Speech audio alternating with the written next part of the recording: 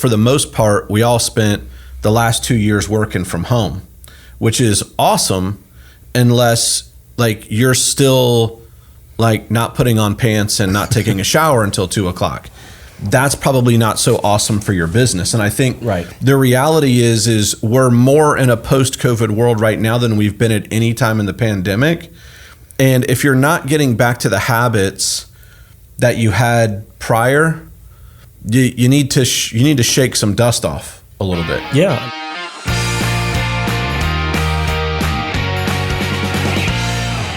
All right, welcome to another episode of the Contacts to Contracts podcast. I am Bryan Lovell, always with the super duper amazing co-host. What's up, dude? John Jones. What's up, man? Only because you won't let me take vacation. That's why you're always with me. Listen, okay, well, first of all, before you go down that road, we have video evidence of the fact that you took a vacation. Video evidence? Yes, you talked about your vacation on this show. Okay. I don't remember when it was, all right, but we could find it. So yes. Years ago. You're allowed to take vacation. Yeah, thank you. So, all right, man, what are we going to talk about today? Well, I think we're going to talk about like what the market looks like for loan offices and realtors right now in 2022. Yeah. And, we know that we're still, little to no inventory, right? Yep. Relatively speaking. Yep. We've had a historical jump in interest rates over the last 60 to 90 days. Yep. And I think it's just a changed market meaning coming off 2021, rates were low. Yeah. You had the opportunity, even with low inventory, to pick up some refis, low-hanging fruit. Yep. And those have all but gone. Yep. Unless you're looking to cash out. But even those are starting to get tougher to find. Yeah. So I think we're going to talk about like maybe your business plan, reevaluate, what you're doing, each day, and take a look at, what you were doing all the way back to 2019. Okay. Some of the activities that got your business back then pre-COVID, and maybe see if you're still doing some of those activities that were successful. Yep. Or have you stopped? Yeah. So dude, that's a lot to unpack. So we'll jump into that. I want to say something though, real quick as a placeholder. So I've seen a couple of agents today. We're recording this on the 25th of March. So that would be the 25th of April, but I'm sorry, the 25th of April. Flies. Thank you. Yeah. That's how time flies. I've seen a number of agents in different markets today make posts on Facebook or social media that this is the first week, and I don't even know how long, that new listings outpaced new contracts. Okay. How about that? So, yeah. So 1 week isn't a trend, by the way. Yeah. But that's why I'm putting this as a placeholder, because in a couple of weeks, let's take a look and see what happens, right? Right. So it's funny you said that, because I always, look around. One of the things that like I've always done, right, for 25 years plus in the business, just start noticing as you're driving to and from wherever it is you're going to, for sale signs. And I've seen a trend where, I think I told you probably a week or two ago, where I'm starting to see people popping homes on the market.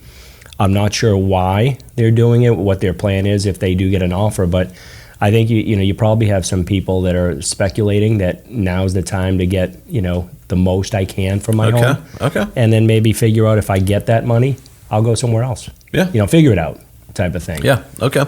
Yeah. So let's dig into the loan originator piece of this real quick. And, basically I think where you're coming from, John, is we came off 2 amazing years in 2020, 2021. After the first quarter is over here in 2022, some loan officers are looking at their business going, hey, it is taking a massive drop off, right? And by the way, that's to be expected, right? So what you're talking about is, hey, let's be careful not to compare our 2022 business to the last 2 years. Why don't you go way back pre-COVID and take a look at 2019? And my suggestion would be, look at just purchase, right? So whatever metric that you're measuring, whether it's pre-approvals, whether it's actual applications, whether it's closing, just compare now to 2019, specifically only looking at purchase transactions, not refinance transactions, and get a good gauge where you are really at, right? Maybe you're actually up, right? So if you erased the last 2 years and you were having an increase in purchase business year over year, you'd probably be pretty happy. Yes. It stings a little bit more right now because you're probably down significantly if refinance was a large part of your business. It's dieting, right? If I lose a ton of weight, but my goal was only to lose 10 pounds, I lose 20. Now I'm back up 10 pounds. I feel bad. I'm really where I need to be. But the last 2 years, I think that your mindset is, I did 20 units a month because half of those were refis. Well, those aren't. They're gone. Yeah. Right. So now we shift back, like you said. If we normally did 10, and you're back in 19, and you're doing 11 or 12 purchase, right? You feel like you're down, but you're really up, compared to how you 3 years ago. Yeah, and I think you also need to take a look at homes sold. So you need to take a look at homes sold in 2019 versus where you're at right now in your business too, because in most markets that number is going to be higher. Now, I saw a stat recently that the amount of cash properties is at an all-time high. So you kind of got to factor that in too. So when it comes, as you and I are actually talking out loud, doing that math is probably a little bit harder than we just probably made it sound, but it's worth digging into, right? But I think what you and I really want to talk about right now is what do you do now? Right. Right. What do you do now? Like, so you're sitting here and like, hey, what's my strategy for the market that we're in? Let's talk about that a little bit. So like one of the first things I want to talk about, John, is what habits or behaviors have changed for you as an originator since 2019. Okay. And so what I mean by that is, for the most part, we all spent the last 2 years working from home, which is awesome, unless like you're still like not putting on pants and not taking a shower until 2:00. That's probably not so awesome for your business. And I think the reality is we're more in a post-COVID world right now than we've been at any time in the pandemic. And if you're not getting back to the habits that you had prior, you need to shake some dust off a little bit. Yeah, I mean, some of those things like meeting folks for lunch, right? Number one, if you're working from home, you're finding a way not to do that. Whether you used to go to the gym, I'll give an example. I used to see a group of agents every morning, working out about 6:30 in the morning. Yeah. And I stopped doing that. So guess what? I don't know if they are, but I'm no longer going at that time. So you're not seeing the same people. So, I'm not top of mind to them. I'm not in tune to what they're doing if they're doing business. So I've kind of, lost my way with that a little bit. Yeah. No, that's a good point. I mean, I think if you look back, we've always said that this is a belly-to-belly business, right? That you got to go out 100%. There and actually shake some hands and see some people. So if you just took like an internal look at yourself right now, and you asked yourself, when was the last time Mr. and Mrs. LO you actually met a real estate agent somewhere? Like, you probably want to take a look at that, right? If you haven't at all, you definitely need to shake some dust off. Yeah, amen to that. I mean, you and I just chatted. We were at an event up in Jacksonville recently, but just one of the things that we used to do is happy hours, right? When we were all coming into an office, whether it's the company, the group that you work with, we were networking, we were inviting realtors, we were inviting other industry professionals to a happy hour once a month or once a quarter, something like that. After COVID, I know a lot of folks have stopped going, they haven't gone back to doing any of that. And again, that's to your point, they're home, not dressed, not ready. So at 4:30, they're working from home. Their day's almost over, and they're not ready to go out and meet folks. Yeah, I'll tell you that I just think the climate has changed a little bit in terms of that whole working at home environment, right? So what I mean by that is we've kind of just gotten into a habit of, I don't ever really leave the house. I don't need to be ready to go. You're not being intentional about putting things on your calendar that are networking opportunities or business driving opportunities. And you just talked about being ready. I'm going to share a story with you. So back when I first got into the business, like 2008, somewhere around 2008, it may have been late 2007. I don't remember. Good time, by the way. Yes. Yeah. Well, I wasn't.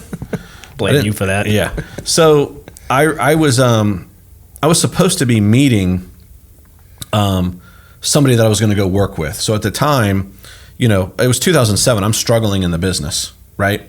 And I don't really have that much business. The freaking market is crashing around me. And I was working at home at the time. And I got an opportunity to work with a stud loan originator that I was going to come on and be that person's LOA. Okay. We had scheduled a meeting where I was going to have to go meet him somewhere at a certain time. later in the day. Okay. He ends up calling me earlier that morning and saying, hey, things have changed. I'm ready to meet you right now. And oh, by the way, I'm like right down the street from your house at a Cracker Barrel. Okay. Now, the good news is I was ready. Okay. Right. So like hey, Mark, I'll see you in 10 minutes. But what he was testing was, hey, is Bryan really ready for work every day? Right. Or is he just kind of letting things come to him however they come? Because the meeting wasn't supposed to be until later in the day. He moved it up on me on purpose to see if I was going to be ready. Sure. Now, if I would have had to say, hey, man, I need a couple of minutes because I need to take a shower or I need to get dressed or whatever that may be, he would have seen my work ethic immediately from that. But instead, I just got right in my car and went and met him.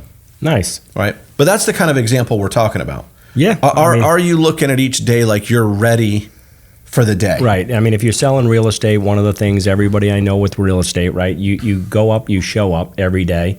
Now more than ever, you've got to be in the office to me and ready to go because, you know, when you get a call to show a property, you've got to be ready. Yeah. I mean, you don't know when that's going to happen. And by the way, it's going to move fast. Mm-hmm. So if you put somebody off for a few hours or a few days because you're not ready, you're going to miss out, right? And your business is going to suffer. Yeah. I think one of the other things we need to talk about is like we've been talking a little bit, but a little bit more about activities. Like what are the activities that, if you go back and look at 2019, right? Yep. What were some of the activities that you were doing in 2019 compared to what you're doing now? And we talked about how have your habits or your behaviors changed. Let's be honest, in the last 2 years, did you really have to do a whole heck of a lot to have the best year you've ever had in your mortgage career? No. The answer, is no, right? So you got out of some habits. Maybe you created some bad habits. Now is the time you want to take a look at, hey, what were the good habits I was doing in 2019? Do I need to get back to those? And what are some bad habits that I may have created that are preventing me from, doing as well as I want? By the way, I think one of the ones, like, I'll just, transparent for me, like I've got to be real intentional about when I start my day, right? Because back pre-COVID, I took some kids to school, right? Which I had to have them, like, I was leaving at like 7:30, 7:45 to take them to school.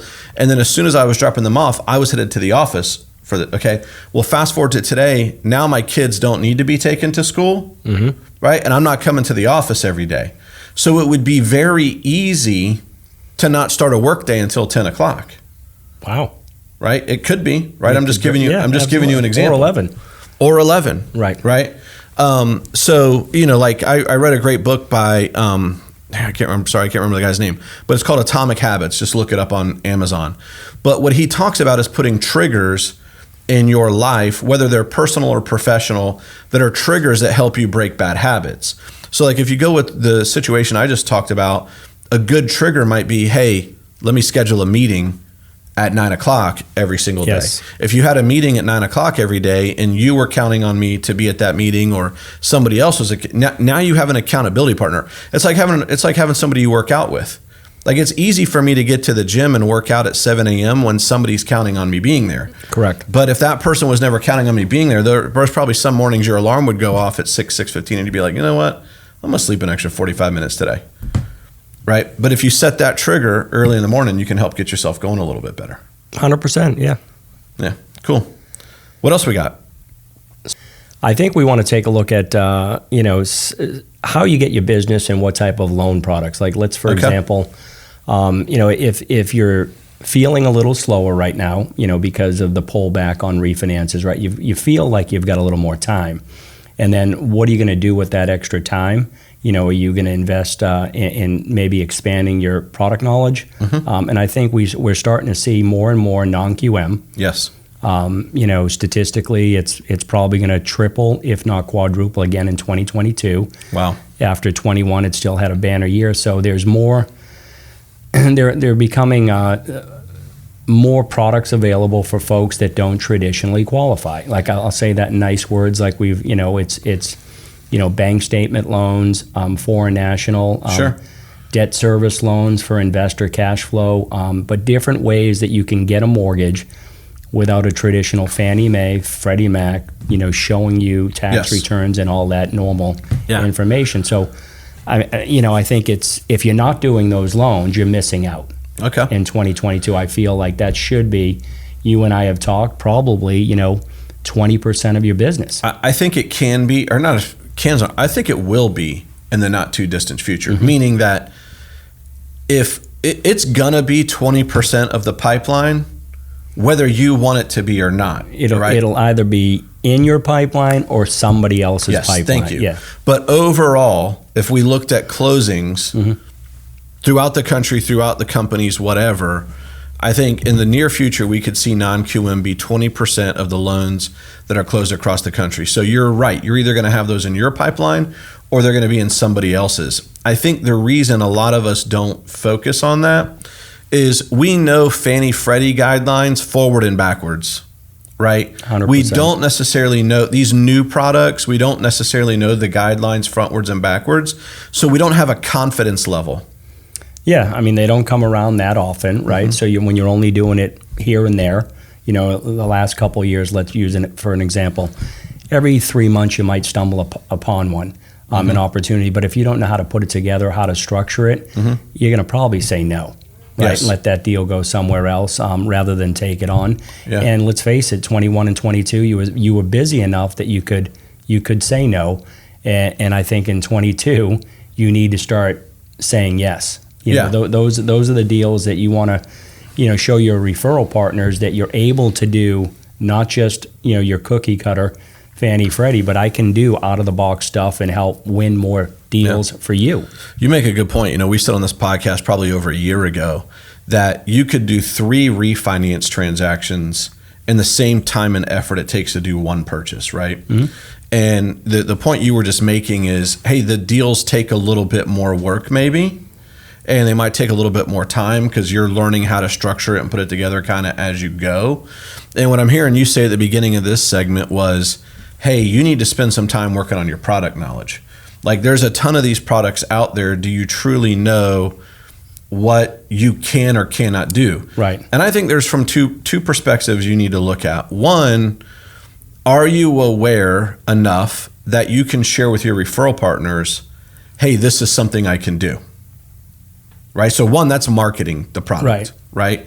The second one is how many pre-approvals are you doing that you're turning away that there might be an alternative. Right. And I think, let's be honest, like even Fannie and Freddie, we're running DU and LP and it's tightening on the conventional. It's getting harder and harder. It's on the conventional side. Right. So some of these just missed products or some of these other non-QM products, I think it could be in the near future 20% of our closed pipeline. Yeah, 100%. I mean, you've got to dive in and become an expert. And one of the things when I originated going back into the late 90s, 2000s, even if I couldn't do it, in other words, if we weren't signed up with a particular broker that had a particular product, I mean, there's a gazillion, right, as we know. I wanted to know what was out there. So when my agents hit me up with it, I knew it was there. Hey, I can't do that, but so-and-so probably can do that. Rather than, I don't believe anybody can do that. You've got to know what your competitors are selling. Yes. If you want to be an expert, and then maybe dive in and bring to your secondary department or your sales team, hey, maybe this is something, we need to shift gears. Maybe we ought to look and explore into a bank statement program. Yeah. Help us win more deals, help us, build relationships with realtors by offering more products and helping them. No, you're absolutely right. All right, so let me ask you this. How do you feel about niche products? It's huge. Okay. I mean, I think that goes back 30 years, right? So if you're a specialist in something, right, that you can sell yourself as a specialist, you can win. You can become the expert in that product. Okay. Whether it's you've got your reverse mortgage people, right? They're specialists, great opportunity there. Your renovation loan specialist. I mean, nobody wants to touch again a product that they don't understand. How to put together, and it's it does take some time and some deals before you get that comfort level. But again, we've seen people that close 40, 50, 60 renovation loans a month, and that's all they do. They tout renovation loans. Same thing on the reverse side, the CP side, construction perm. Become a specialist. Like take the time now because you're a little bit slower. Right. Every quarter and grab a product that hey, let me figure out how to do this. If I can become the expert, I've got time now to figure it out and do it right. And then I can go market it. So. I felt the same way years ago about 203K. Now it's been a while since I've originated full time, right? But I remember like the first 203K I did, I had no idea what I was doing. I bugged a lot of people to try to help me out. And the biggest challenge I had is I couldn't figure out how to do the cost estimate, right? Because there was some, this and that there. But like once I got that nailed down, which was like maybe my second loan in, then I legit, I mean, I wasn't, but I legit felt like an expert. Like there wasn't a curveball I felt you could throw at me that I wasn't going to understand. But a lot of people will just not do that deal instead of taking the time to try to learn how to do it. Yep. Cool. Okay. Let me ask you a question. So like, by the way, I've not always been a fan of niches. Okay. Do you want to know why? I mean, you don't see a lot of them, right? So it's going to, to me, I was the same way, but it's going to take you a lot of time, to get the word out that this is your, expertise, you're great at one particular loan product. And by the way, I'm not saying there's a wrong or a right. I'm not trying to talk people out of doing niches, but it's worth bringing up because there's a way to work around it too. But the reason I've never been a fan of LOs chasing niches, what happens when the niche dries up? Yeah, right? I'm going to give you an example. I wouldn't be I'd add that product to your knowledge. I'm not telling you to separate and get away from doing the traditional mortgages, right? I mean, that's because if you go back to HARP, you saw a lot of people do really, really well with that HARP loan. I mean, goodness gracious, that was a long time ago. But when that dried up, they had no business. Right. But again, to your point, that was the only business that they had. If you're selling bond loans the last 2 years, it's tough for you too, right? This is legit. I talked to a guy last week. Did I tell you this story? No. I talked to a guy last week, calls me, had talked to one of our branch managers, was wanting to take a look at getting into lending. Okay. Now, this guy had a brilliant marketing strategy. He's a real estate agent right now. He had multiple websites that were designed to capture traffic for people wanting down payment assistance. Okay. And his websites I looked at them, they probably some of the most extensive, detail-oriented. If you want to know as a consumer how to get free money, you'd find it. Down payment assistance, you would find and so as an agent, he would bring those leads in, his team would work them, and then of course they would give them out to loan originators that they were working with in different parts of the state of Florida, because some counties have specialty products too, right? So like, hey, they might have a guy in Volusia County, they might have a gal in Palm Beach County, whatever, right? But his business is completely dried up, right? I would imagine, because this was it's unfortunate, legit, but the market we're in, 90% of their business was they were doing they were helping consumers buy houses with down payment assistance and bond money. Yeah. Right? So that's a really good point. So, by the way, the marketing was brilliant. I'm not ragging on the guy at all. They did a solid job. So I think maybe we killed niches a little bit here, but so I think the last thing that we want to take a look at is perhaps we need to revisit where our business has come from over the last couple of years and taking that all the way back to 2019. What are your thoughts? Absolutely.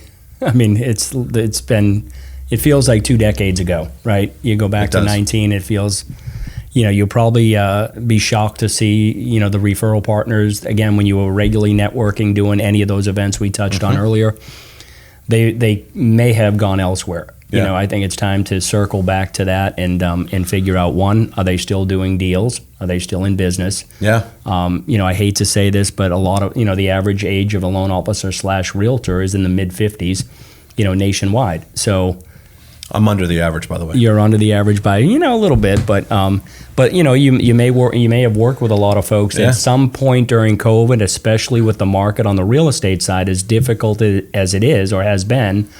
They may have just shifted into like semi-retirement. If maybe they're not putting the throttle to trying to get business, getting referrals, and they've kind of just like chilled a little bit. Sure. So you got to break it down. Who's sending you business? The last 2 years compared to the 2 years prior to COVID. I say look at it going all the way back to 2019, right? And so here's a tip for you loan officers out there is, listen, if you haven't done a great job of keeping a database, your LOS system probably captures the buyer's agents on all of your deals. Yeah. So if you could just go through and print like all of your closings from 2019 with that buyer's agent in the field, you should be able to just go through that spreadsheet and be like, I haven't seen their name in a while. Wow. I can't believe I haven't, you should be able to quickly identify who you're still getting pre-approvals from or not. And that'll be an indication to you who you've lost business from. Time for a check-in. Yeah. Right. And by the way, even before COVID, it's always time for a check-in. Yeah. So this is something, even going forward, you should always circle back 2, 3, 4 years prior and see who you've lost, why, and then think, why did I lose them? In most cases, it just happens, right? Maybe you didn't have a system in place where you were calling them every week. Maybe they took an extensive vacation, didn't have any business for a while, and you guys kind of just lost touch. But I think it's important that you just you identify and circle back to those folks, because unless it was a horrible experience, you did a deal with them, they're likely to want to do another deal with you. Yeah. That's the way I feel. Yeah, for whatever reason, you've just fallen out of contact. I think I've shared on this story before, this podcast before, when I transitioned out of origination and into a leadership role, the agents that had been sending me business all of that time, by the way, none of them send me referrals anymore. Right. It's been a while. Yeah. Well, that's because I don't stay in front of them anymore. Right. And so the time from I quit originating to, it didn't take that long actually, but because I was no longer staying in front of them, making calls, sending text messages, having lunches, visiting their broker, whatever it was I was doing to stay in front of the agents who were actively sending me business. Once I stopped that, eventually the referrals quit coming in. By the way, I'm still in the mortgage business. I'm still freaking good at this. Right. So it wasn't that I did a bad job for them or that I got out of the business. Yep. It's that I stopped being in front of them. Yeah, no, 100%. When I originated, I used to have to intentionally follow the agents that left, right? So there were 3 offices that I got the majority of my initial business from. But as you know, realtors, they're gonna turn over, right? They're gonna try something different than the latest and greatest. And I used them when they were here. Now they're there, and for whatever reason, I've got to be intentional trying to reach out to them, or else they're gonna use somebody else. Yeah. That's in that office knocking at that door. Cool. Well, dude, what do you think? I think we've given out some pretty awesome tips here. So it looks like, just to kind of recap, we talked about, how you want to compare yourself to 2019. What are the habits that may have gone bad? Maybe some good ones are put in place, but what were the things that you were doing in 2019 that made you successful? Don't forget to take a look at non-QM. You need to up your product knowledge. Same thing with the niches was the other thing that we talked about. And then, hey, take a look back. Who were you doing business with then that you're not doing business with now? Boom. That should be a pretty easy conversion. Yep. So nice job, dude. Cool. All right. Hey, so thanks for tuning in to another episode of the Context of Contracts podcast. On behalf of John, I'm Bryan. And if there's anything that you need, we're always here to serve.